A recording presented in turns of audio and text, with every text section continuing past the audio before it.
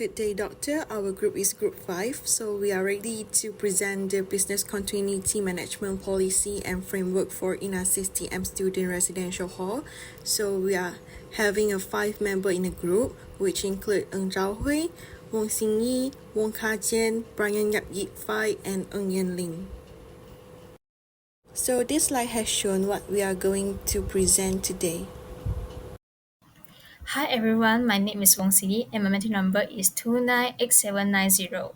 Now, I would like to present our first slide of the presentation for BCM group assignment. In this slide, we outline the overall intent, aims, and key objective of our business continuity management policy for INASIS TM. The intent is to strengthen our student hostels' ability to prepare for, respond to, and recover from any major disruptions, especially those that threaten student safety, daily operations, or the institution reputations. The aim is to ensure that a center accommodation service can continue functioning even during crisis. This is achieved by improving operational resilience and aligning our BCM strategy with ISO 22301 2019 best practice. To achieve this, we have identified 5 main objectives. First, we will identify and assess 5 major risks through stakeholder interview and business impact analysis. Secondly, we will develop risk-specific strategies for each trade with a clear recover time objective. Third, we will implement a clear incident response protocols in coordination with UUM security and the TM emergency unit. Fourth, we aim to train 100% of the staff involved in BCM through binary binary drills and structured learning. Finally, we plan to embed BCM principles into daily hostel operations, covering staff onboarding, facility routines, and student awareness efforts. This foundation step will guide the rest of our continuity planning moving forward. Next, I will proceed to the introduction part. In alignment with ISO 22301:2019, business continuity is defined as the capability of an organization to continue the delivery of products and services within a acceptable time frame at predefined capacity during a disruption. In a system, a part of a UM utilises similar principles to support its contribution to its core operations, providing accommodation service to students that are secure, as well as uninterrupted. The policy is commitment to a systemic approach that will enhance the organization resilience of INASIS TM's accommodation service, minimize operational disruption, and ensure the safety of well-being of all residents during incident. The policy supports INASIS TM operation objective and commitment UUM's broader emergency management framework. It, specif- it specifically addresses 5 key risks identified through stakeholder engagement, laying out continuity strategies that reinforce operational continuity and strengthen stakeholder confidence. Next, we will proceed to the purpose. The Business Continuity Management Policy is a framework for managing operational interruption at INASIS TM. Its purpose is to manage business continuity by maintaining aspects of necessary accommodation service relative to the health and safety of residents, and enabling a timely and coordinated recovery from incidents that disrupt the service. The policy specifically addresses operational interruption and risk management action plans for 5 major risks: fire, condition of building and infrastructure, exposed to flood, security risk, and unsafe student conduct that could impact on the safety and continuity of residential operation. Furthermore, this policy demonstrates INASIS TM commitment to student well-being, institutional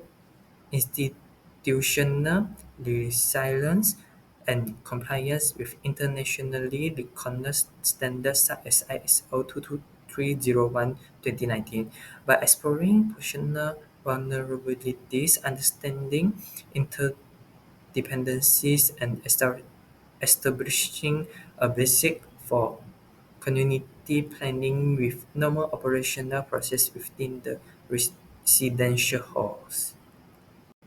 For the scope, this policy applies to all United TM residential facilities, including the student blocks, common areas, utility rooms, and security posts.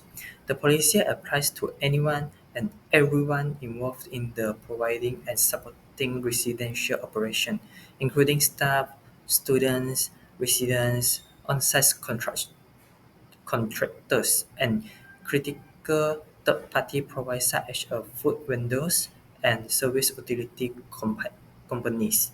This policy will cover both routine operational continuity and emergency preparedness and will focus on five risk categories that were ranked as the highest priorities from an internal assessment and stakeholder interview. The first is risk fire risk, second is building and infrastructure degradation, the third is flooding, and the fourth is security, and the last is student misconduct. The risk item will be addressed through structural mitigation strategies, defined responsibilities, and continuous integration of BCM into everyday residential environment. For this session, we present the official policy statement that define INASI's TM business continuity commitment. Our student hostel is committed to maintaining essential accommodation service even during operational disruptions. This policy is built in line with ISO 22301 2019. It's carefully adapted to the realities of a student residential environment. To ensure quick and context-specific decision-making, authority is delegated to on-site staff who act as the first line of response during any incident. Our business continuity plans are tested twice a year to ensure they remain relevant and effective. Importantly, we embrace a continuous improvement cycle. This means we review and update our BCM arrangements regularly based on scheduled audits, incident reviews, and feedback from stakeholders. Through this effort, we aim to build long-term resilience, safeguard student well-being, and strengthen trust from our all stakeholders, especially in the face of risks like fire, infrastructure failures, security gaps, floods, or even unsafe student behavior. Business continuity is only as strong as the people who implement it. In this session, we break down the key roles and responsibility within INASIS TM's BCM framework. Senior management from both UUM and TM hold strategy oversight. They endorse the BCM policy that makes sure it's aligned with university goals and properly resources. The BCM coordinator is responsible for the operational sides, updating documents, running drills, and coordinating across departments. At the hostel level, the warden plays a leadership role during any incident, acting as the incident commander. Supporting them are the resident assistants who help evacuate students, perform head count, and act as communication bridge. We also have the emergency response team trained to respond to fire, floods, and security incidents. They work closely with UUM security and TM emergency units. Our maintenance staff keep critical systems like electrical wiring, alarms, and drainage in safe condition through regular checks. Importantly, all staff and contractors are expected to participate in BCM training and know their assigned protocols. Lastly, student residents also have a vital roles to follow safety rules, avoid risky behaviors, and cooperate during drills and real emergencies. When everybody knows their part, our BCM plans doesn't just sit on the paper, it becomes a working sheet for everyone in the dormitory. A critical part of maintaining business continuity is keeping the policy itself up to date and relevant. At Inasis TM, this BCM policy is reviewed at least once per year, or immediately after a major incident such as a fire, infrastructure breakdown, or serious security breach. The review process involved the warden, representative from UUM Emergency Management Unit, and TM compliance teams. Reviews can be also triggered by the other developments, such as new regulations, audit findings, or changes in the environment or student welfare. Any update made to the policy will be documented, approved by senior leadership, and communicated to all stakeholders in line with ISO 22301:2019 requirements. Core BCM activities, including business impact analysis, risk assessment, plan testing, and staff training, will be conducted at least once a year and more often if significant changes occur. This ensures the BCM framework stay active, practical, and effective in protecting both students and operations. Good day, doctor. My name is Ng Yen Ling and my metric number is 302200. So I will continue to present the BCM framework for Inasis TM, which have identifies and evaluates the 5 key operational risks that could seriously disrupt the residential services. So for these 5 risks were gathered through the interview and site visit. Each of these 5 risks was assessed based on its likelihood and impact on the 5 critical areas, including the life safety, service continuity, and reputation. So this framework helped Inasis TM prioritize actions and ensure student safety and service stability at all times. Okay, so to evaluate the risks identified in Inasis TM, we use a standardized risk evaluation metric based on the 2 key criteria, which is likelihood and impact. For likelihood, we use a 4-point scale. A low score means that the event might happen once every 5 years or more, while a very high score means that the event could happen multiple times a year. This helps us to estimate how frequently a risk might occur. For impact, we also use a 4-level scale. A minor impact involves a minimal disruption for financial loss below 1,000 ringgit, while a significant impact starts from 1,000 ringgit, while major impact involves a serious disruption or losses over 5,000 ringgit. While the highest level, which is also known as the catastrophic, has reflect the situation that may shut down operation or cause financial loss over 1 million ringgit. So using the metrics, we can calculate the risk score for each threat and prioritize them based on the severity. This structure approach allowed Inasis TM to focus its resources on the most criteria issues, so especially for the fire hazard, which receives the highest risk score. So here is the risk evaluation for Inasis TM based on the both likelihood of occurrence and the level of impact. So for the fire hazard, received the highest risk score of 12 with a high likelihood of occurring annually and a catastrophic impact level. It is classified as an extreme risk. This means that immediate action is required to prevent a harm to life and property. The remaining 4 risks, which includes the infrastructure decay, flooding and environmental hazards, security threats, and student misconduct. All of them are score 6, but their profile are slightly different. For infrastructure decay, and security threats have a moderate likelihoods but significant impacts, which have resulted in a high risk rating. For flooding, although also scoring 6, but it is considered medium due to its context specified effect. For student misconduct, which happen more frequently but has a lower impact, yet still carries a high rating too. So this evaluation helped Inasis TM prioritize responses with a fire safety being the most urgent, followed by consistent control measure for the other 4. Hi sir, my name is Bwrrk and now I will talk about the part of BIA, Business Impact Analysis. Well, BIA is a kind of process that is systematic and is used to determine and do the evaluations for the potential effect of the interruptions, such as a disaster, an accident, or an emergency to the business operations. Well, it was often for organizations to use data from BIA when it is developing a business continuity plan or a disaster recovery plan. Well, there were 5 types of risks will be investigated in this study, which is fire hazards, infrastructure decay, flooding and environmental hazards, security threats, and students' misconduct.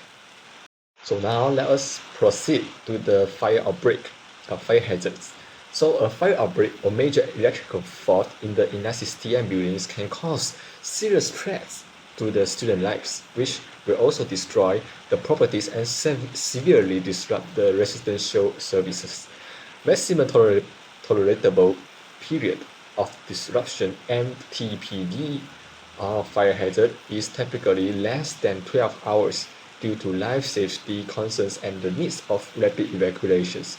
Strategies to reduce the risk of fire hazards happenings, which are monthly electrical inspections, enforcement to the sockets or appliance limits in rooms, and install smoke detectors. Next, we will talk about the infrastructure decay.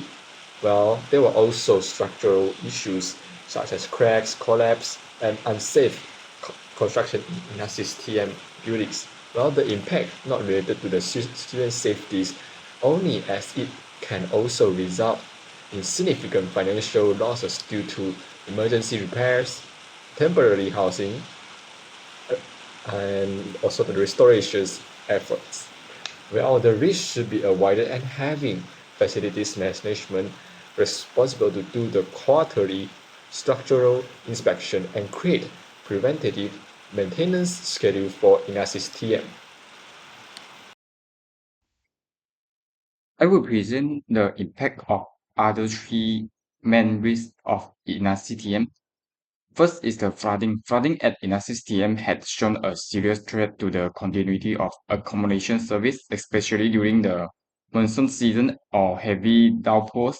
Environmental hazards such as blocked drainage system, poor topographical water flow, and surrounding construction activity will increase the flood risk by reducing water runoff and increasing the chance of localized water accumulation.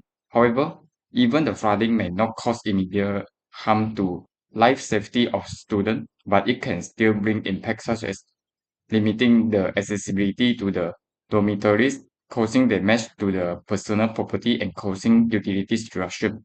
This is because in the flood buildings, lower floor rooms may be uninhabitable because of water leakage. In such scenario, the maximum tolerable period of destruction (MTBD) is estimated at 12 to 24 hours, beyond which core services such as sanitation, access, and food delivery become unsuitable. Thus, the maintenance and facilities management teams should be responsible for conducting weekly drainage inspection and cleaning, installing raised walkways in no flood-prone areas, and integrating flood response plan into BCM drills and student briefing. Second, the security issue and incidents such as theft, unauthorized access by stranger, and violent affairs should be responded as soon as possible because it can severely affect student trust, safety position, and the university reputation. Although the building may remain physically usable, but the potential problems of security and privacy safety will seriously impact mental well-being and daily routines of the student. In such scenario, the maximum tolerance period of disruption (NTPD) is estimated within 4 to 6 hours to prevent escalation of these problems. Thus, the security units are responsible to install more CCTV and providing emergency response training to the student. Last, student misconduct will show an internal risk to the continuity and safety of residential operation at INASYS-TM. Common forms of misconduct include the use of prohibited electrical appliances and smoking inside rooms. However, this behavior will significantly increase the likelihood of hazards such as fire, electrical overload, and compromised emergency response system. For example, using unapproved appliances can cause electrical faults, while disabling smoke detectors reduce early warning capability, directly endangering life safety. In such situation, the maximum tolerable period of disruption (MTPD) is estimated at 12 to 18 hours, assuming swift containment and temporary reallocation of affected residents. Thank you. Here is a summary of 5 key risks identified for INASYS TM, along with tailored recovery strategy for each. First, for fire hazard, our plan include automated smoke detection, monthly drills, and pre-arranged alternative accommodation to ensure displaced students are housed. Academic continuity is supported through cloud-based tools and device landing. Second, in case of infrastructure failures, such like power or plumbing issues, we have deployed backup systems such as generators, portable lighting, and prefab toilets. Contract with vendor ensure fast repair in minimal disruption to daily life. Third, to combat flooding or environmental hazard, we rely on physical barriers, real-time weather alerts, and vertical evacuation plans. Important records and devices are protected through evaluation, cloud backups, and drive storage contracts. For security threats, we have built layered safety using access control technologies, panic buttons, and multi-channel alert system. Data protection is ensured with off-site backups, while remote counseling help students recover during lockdowns. Lastly, addressing behavior risks like violence or substance abuse, we place first aid kits in strategy areas, train resident advisor in de-escalation, and enable anonymous reporting. Academically, we offer flexibility and counseling to support affected students. This integrated strategy ensures not only safety but also continuity, resilience, and care for all residents, no matter the crisis.